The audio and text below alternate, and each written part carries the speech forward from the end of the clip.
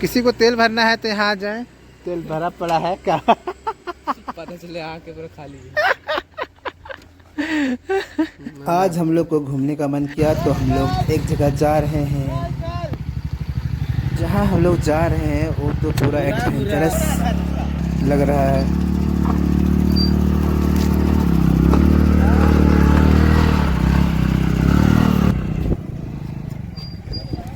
पहुँचते ही हम लोग जो जुगाड़ी लाए थे नाश्ता के लिए वो करना स्टार्ट कर दिए हैं। चेस करा क्या रू चेस नहीं करा वाला पी रहा है। देख लीजिए जहाँ पर हम लोग आए हैं।